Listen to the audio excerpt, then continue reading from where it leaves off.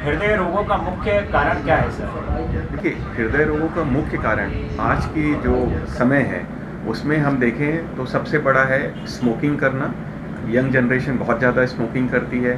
खान पान अव्यवस्थित रहना, जिसमें बहुत ज़्यादा फ्राइड फूड लेना, अच्छे हरी सब्जियां फ्रूट्स वगैरह का इस्तेमाल बहुत कम करना, और इसके अलावा ज़्यादातर बैठ कर काम करना, दौड़ भाग एक तरह से ख़त्म हो गया है। और अभी कोरोना के समय में तो ये भी रहा कि वर्क फ्रॉम होम वाला सिनेरियो था, इसमें लोग घर पे बैठे हैं, कुछ भी खा रहे हैं, रात भर काम कर रहे हैं, दिन को सो रहे हैं। तो ये सब चीज़ें आपको एक हार्ट की बीमारियों की तरफ ज़्यादा चांसेस होते हैं कि आपको हार्ट की बीमारियां हो जाएं। सर हम देखने में आता है कि आजकल कम उम्र में हार्ट अटैक आ रहे हैं, जिनमें 20 से 25 साल और फिर उसके बाद 40 साल की उम्र के हैं।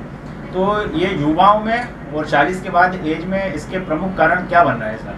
युवाओं में होने के कारण तो जो मैंने अभी बताया सिर्फ और सिर्फ वही है कि जिसमें कोई एक्सरसाइज नहीं करना है, स्मोकिंग का जो प्रेवलेंस है वो बढ़ गया है। इसके अलावा खान पान में आप फास्ट फूड बहुत ज़्यादा लेते हैं, पिज़्ज़ा, बर्गर, और जो अच्छी चीज़ें हैं, हरी सब्जियां, फ्रूट्स, वो तो बिल्कुल ही बंद कर देते हैं। ये वजह है जिसके कारण हार्ट अटैक या हार्ट की डिसीज़ होने के चांसेस बढ़ जाते कई हैं। बार अचानक दिल का दौरा पड़ जाता है, जी। तो अचानक जब दिल का दौरा पड़ता है तो उसके लिए क्या तात्कालिक उपचार किए जा सकते हैं जिससे कि बाद में उनको बेहतर उपचार मिल सके या जान बचाई जा सके? देखिए, तात्कालिक में तो सबसे ज़्यादा ज़रूरी है कि अगर आसपास इकोस्प्रिन या एस्प्रिन दवा रखी है तो वो 150 mg उसको तुरंत दे दें। और इसके अलावा जीभ के नीचे रखने वाली गोली सॉर्बिट्रेट होती है, वो उसको तत्काल दें, जिससे कि वो उसको चूस सके, और इससे आपके एक मेजर अटैक आने के और उसके बाद आपकी हृदय को क्षति होने की उसकी संभावना काफ़ी कम हो जाती है। और जैसे कि हार्ट, हमारे जो हार्ट में कोई समस्या है तो हार्ट की क्या उपयुक्त जांचें हैं जिससे कि जो रोगी है वो भी जान सके और जो जिसको कुछ छोटे छोटे सिम्टम्स दिखाई दे रहे हैं वो अवेयर रह सके, इसके बारे में थोड़ा हमें विस्तृत बताएं सर। देखिए, आजकल तो हम रेकमेंड करते हैं कि अगर आपकी उम्र 30 साल से ऊपर है तो अपनी एक वर्ष में जांच जरूर कराएं, जिसमें आपका कोलेस्ट्रॉल का लेवल आपको चेक कराना चाहिए, आपका शुगर कैसा है वो चेक कराना चाहिए। इसके अलावा अगर पॉसिबल है तो ईसीजी, इको और टीएमटी की जांच कराएं। अगर ये सब जांच आप करा लेंगे तो एक तरह से आपकी संपूर्ण हार्ट की जांच हो गई, और एक हार्ट उस वक्त आपका किस तरह से काम कर रहा है, उसमें कुछ अंदरूनी कुछ खराबी तो नहीं आ गई है, और जो ऐसी हो जिसको अपन थोड़ी सी ही दवाइयों से कंट्रोल कर सकें, वो सब चीज़ें पता चल जाती हैं।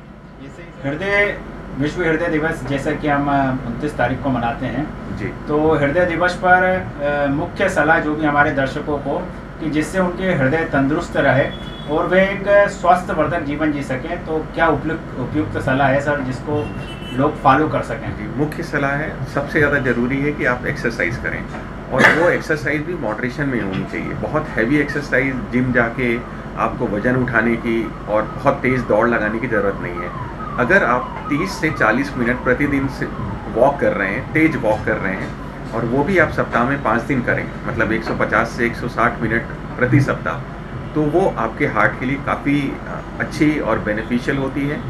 इसके अलावा खाने में अपनी डाइट का ध्यान रखें, बहुत ज़्यादा सैचुरेटेड फैट मत लें, और इसके हरी सब्जियां, फ्रूट्स ज़्यादा रखें, खाने में कार्बोहाइड्रेट्स भी कम रखना चाहिए।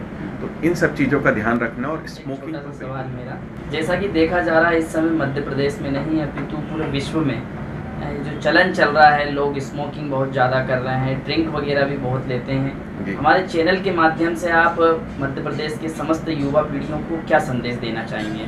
देखिए, मैं तो इसमें सिर्फ यही बोलना चाहूँगा कि आप पीयर प्रेशर में, आपके जो साथ के बच्चे हैं उनके प्रेशर में पड़कर बिना वजह के आप स्मोकिंग या ड्रिंकिंग स्टार्ट ना करें।